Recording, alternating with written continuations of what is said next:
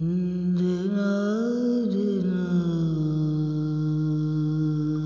کی ہماری ویڈیو کربلا میں سب سے زیادہ دردناک شہادت پانے والے شہزادہ قاسم پر ہے۔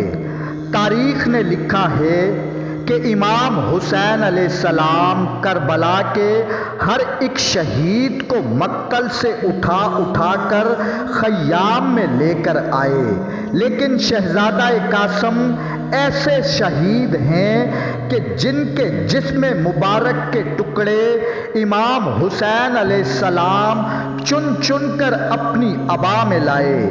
تاریخ نے لکھا ہے کہ جب سے امام حسن علیہ السلام نے اپنی والدہ فاطمہ زہرا سلام اللہ علیہا سے سنا کہ میرا حسین کربلا کے میدان میں 3 دن کا بھوکا پیاسا بے جرم شہید کیا جائے گا، تب سے امام حسن علیہ السلام نے اپنے آپ سے وعدہ کر لیا کہ اللہ نے مجھے بیٹا عطا کیا تو میں اسے کربلا میں اپنے بھائی حسین پر قربان کر دوں گا۔ اب وقت گزرتا رہا، امام حسن علیہ السلام کی شادی یمن کی شہزادی جناب رملہ سے ہوئی، جسے لوگ ام فروہ کہتے ہیں۔ اب اللہ تعالیٰ نے امام حسن علیہ السلام کو ایک بیٹا عطا کیا جس کا نام امام حسن علیہ السلام نے قاسم رکھا۔ اب وقت گزرتا رہا، اہل بیت کے دشمنوں نے امام حسن علیہ السلام کو زہر دے دیا۔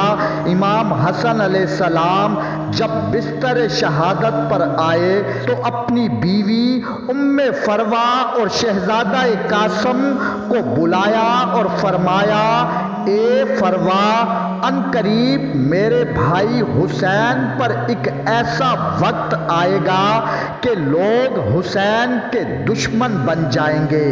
کربلا کی سرزمین پر ہر ماں اپنا بیٹا حسین پر قربان کرے گی۔ اے فروہ، میرا بھائی حسین قاسم کو میدان جنگ کے لیے اجازت نہیں دے گا۔ میں تمہیں ایک تعویذ لکھ کر دیتا ہوں، جب کربلا میں قاسم کو شہادت کی اجازت نہ ملے تو میرے بھائی حسین کو یہ تعویذ کھول کر دکھانا۔ اب وقت گزرتا رہا، وہ زمانہ آ گیا جب دنیا امام حسین علیہ السلام کے خون کی پیاسی بن گئی۔ کربلا کی سرزمین پر جب 10 محرم کا سورج طلوع ہوا تو کربلا کے 72 شہداء ایک ایک کر کے امام حسین علیہ السلام پر قربان ہوتے رہے اور شہادت کا رتبہ پاتے رہے۔ روایات بتاتی ہے کہ شہزادہ قاسم بار بار چچا حسین کے پاس آتے اور کہتے، اے میرے چچا حسین، مجھے بھی اجازت دیں تاکہ میں بھی اللہ کے دین پر قربان ہو جاؤں۔ اب امام حسین علیہ السلام نے رو کر فرمایا، اے قاسم، تو میرے بھائی حسن کی نشانی ہو، میں تمہیں کیسے اپنی نظروں سے جدا کروں۔ اب جیسے ہی شہزادہ قاسم کی والدہ جناب ام فروہ نے یہ سنا کہ قاسم کو اجازت نہیں مل رہی تو بی بی ام فروہ نے قاسم کو بلایا اور کہا، قاسم، تمہارے بازو پر ایک تعویذ بندھا ہے، اے قاسم، اس تعویذ کو کھولو اور اسے اپنے چچا حسین کو دکھاؤ تاکہ وہ تمہیں اجازت دے دے۔ اب شہزادہ قاسم نے اس تعویذ کو کھولا اور امام حسین علیہ السلام کی خدمت میں آئے اور وہ تعویذ امام حسین علیہ السلام کو دیا۔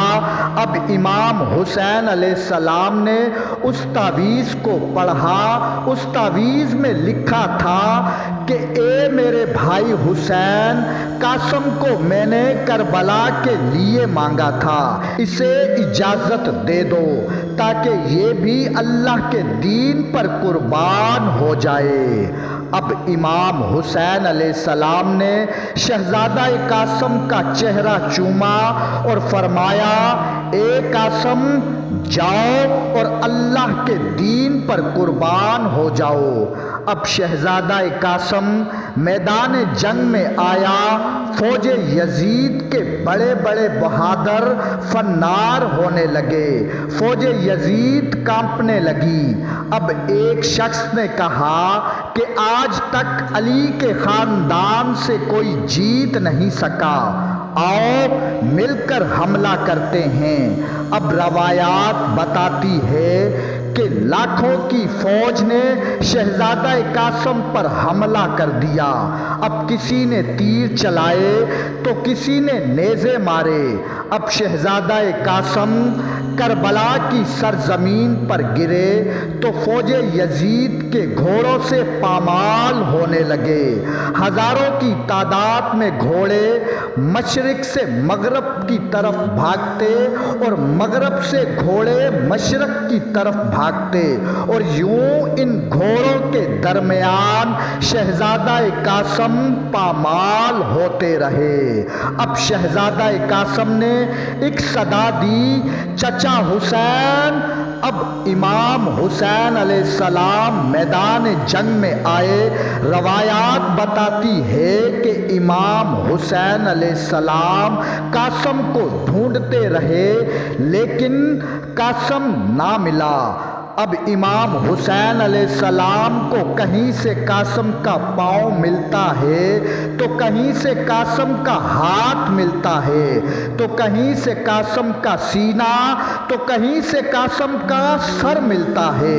روایات بتاتی ہے کہ امام حسین علیہ السلام نے اپنی عبا میں شہزادہ قاسم کے جسم مبارک کے ٹکڑوں کو چنا اور ایک گٹھڑی بنا کر خیمے میں لے آئے۔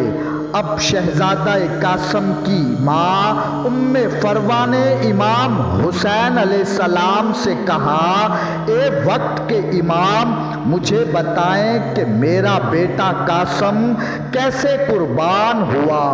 اب امام حسین علیہ السلام نے ایک گٹھڑی کھول کر دکھائی اور کہا، فروہ، کربلا میں تیرے قاسم کی قربانی دنیا یاد رکھے گی۔ ہر ایک شہید کے جسم کو میں نے اٹھایا لیکن تمہارے بیٹے قاسم کے ٹکڑے میں نے کربلا کی سرزمین سے ایسے چنے جیسے کوئی باغبان باغ سے پھول چنتا ہے۔ اللہم صلی علی محمد و آل محمد۔